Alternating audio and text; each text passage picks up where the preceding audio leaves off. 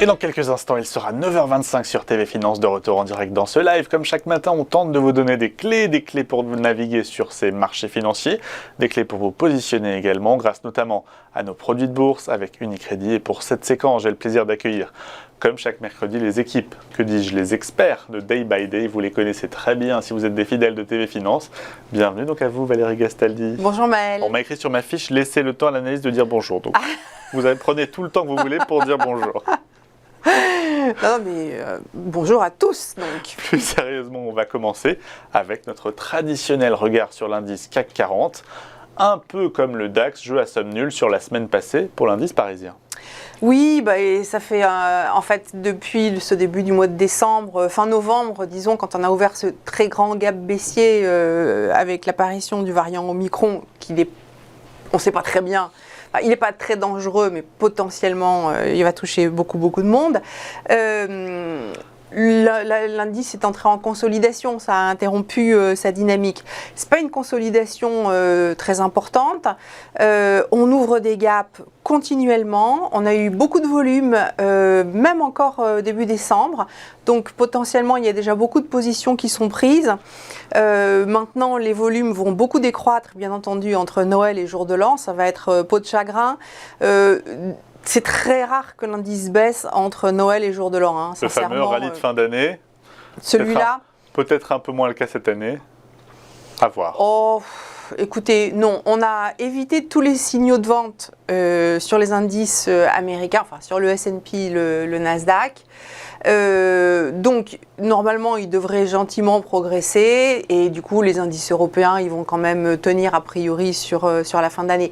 Est-ce qu'on va réussir à aller jusque sur les sommets? Très souvent quand même quand on a eu une année positive, on a des indices qui en fin d'année clôturent le plus près possible des plus hauts de l'année. Hein. Donc sur les derniers jours on devrait quand même récupérer quelques pourcents encore. Voilà, c'est peut-être aussi très volatile, plus 2, moins 2 d'un jour sur l'autre, ou plus 1,5, moins 1,5 d'un jour sur l'autre, ça peut encore se produire quelquefois, avec des gaps, etc.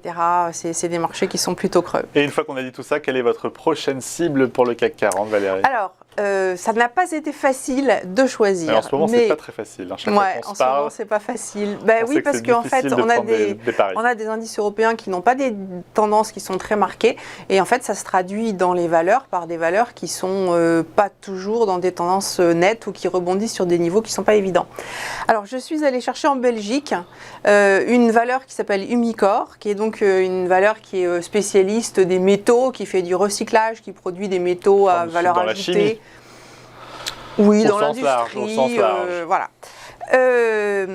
Alors, on a pris le Thalys, on est à Bruxelles. Pourquoi m'intéresser à cette valeur-là? En fait, en fin d'année, donc c'est super spéculatif ce que je vous propose aujourd'hui. Je ne suis pas du tout installée dans une tendance de long terme très régulière comme Essilor. Je suis allée chercher Umicore parce que en fin d'année, souvent, les valeurs qui ont beaucoup baissé mais qui peuvent présenter un intérêt se reprennent. Et là, c'est le moins qu'on puisse dire sur Umicore, par contre, très mitigé. Elle a récemment beaucoup baissé. Cela dit, vous avez là un graphique depuis 2017, donc 5 années. Vous voyez qu'à long terme, on a quand même toujours des plus bas qui sont en hausse. On a eu toute une série de sommets qui sont en hausse. C'est quand même une valeur qui est liée à la dynamique de la reprise économique. Donc, si on pense que l'année prochaine, on a un risque inflationniste qui perdure, ça peut attirer l'attention des investisseurs de rajouter des valeurs qui sont liées à la croissance et à l'exploitation. Le recyclage, c'est potentiellement un bon créneau quand on est dans ces dynamiques fondamentales. Donc comme elle a beaucoup baissé et que finalement on conserve à long terme des creux qui sont en baisse, je me dis qu'un retour dans cette zone-là... Des creux qui sont en hausse. Pardon, des creux qui sont en hausse, un retour dans cette zone-là, après cette baisse, devient intéressant. Voilà. Alors, comment on se positionne là aussi? C'est écrit sur ma fiche. Alors, comment on se positionne? On regarde un graphique de court terme quand on a trouvé la valeur qui nous intéresse pour étudier les niveaux. Je vous ai rajouté un indicateur sur ce graphique de court terme, ce que je ne fais pas souvent, mais parce qu'il y a un signal sur cet indicateur qui ne se produit pas très fréquemment et que j'aime bien, et qui a renforcé mon opinion sur le moment où il fallait faire cette intervention. Cet indicateur, c'est ce qu'on appelle l'ADX, qui est un indicateur secteur compliqué. Et l'ADX, il est représenté par sa ligne noire. Vous voyez que cette année X, il est très haut.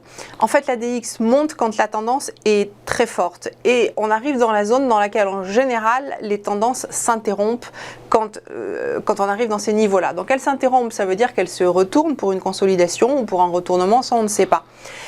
L'ADX, il est construit avec deux indicateurs qui s'appellent DMI+, DMI-. DMI-, il est en rouge, DMI+, il est en vert, qui donnent la puissance, les pressions haussières et les pressions baissières. Vous voyez que les pressions baissières en rouge, j'ai marqué un trait dessus, elles sont en train de décroître, alors que les pressions haussières, elles sont en train de s'accroître. Et si vous regardez, ça ne se produit pas très fréquemment qu'on ait l'ADX dans une zone très élevée, avec DMI- qui baisse et DMI+, qui monte. Souvent, ça se traduit par un beau rebond. Donc, Umicore sur les prix, elle a rebondi sur un niveau à 34,40. On ne voit pas le dernier chiffre là à l'écran, donc je vous le donne, 34,40. On peut, la ligne verte tout en bas, si je ne me trompe pas. C'est la ligne verte sur laquelle les cours sont venus atterrir.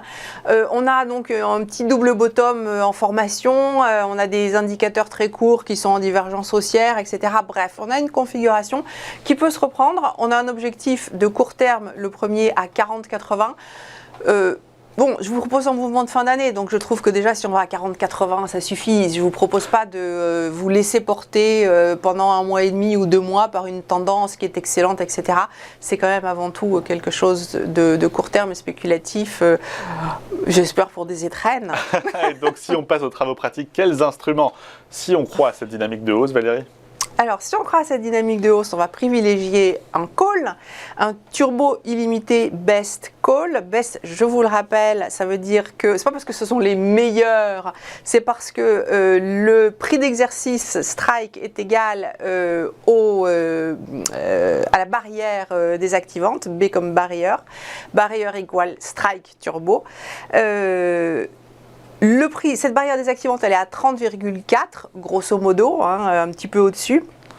On a une parité de 0,2, un Nemo de 81,76 T et voilà, sur le site d'Unicredit qui émet ce produit, il n'y avait pas les leviers qui étaient disponibles, donc je ne peux pas vous confirmer le levier. Ça n'est pas le plus volatile de tous les turbos illimités qui sont sur Umicore, mais pas loin. Donc on doit être sur un levier 10 autour, entre 8 et 11 en tout cas à vue de nez. Voilà pour l'option d'achat. Si à l'inverse, on considère qu'il est vraiment temps, urgent de prendre ses profits et que la trajectoire de baisse va se poursuivre. Voilà, alors si vous pensez que ça peut encore baisser, vous pouvez privilégier un turbo illimité Best Put I452T. Il n'y a pas beaucoup de choix pour le coup sur les turbos. Là non plus, je n'ai pas le levier. Le levier est faible parce qu'elle a déjà beaucoup baissé, donc on s'est rapproché des barrières et du coup ça fait peu de levier. Eh bien, merci à vous Valérie. Valérie Gastaldi, stratégiste Day by Day pour ses conseils en produits de bourse. Je précise que ces produits sont, vous le savez, très spéculatifs. L'AMF les classe dans la catégorie numéro 7, destinée à des investisseurs tout à fait aguerris. Je ne vous dis pas la semaine prochaine, Valérie, je crois que vous ne serez pas là. On va retrouver les équipes de Day by Day à la rentrée, tout début janvier. Merci beaucoup encore, Valérie.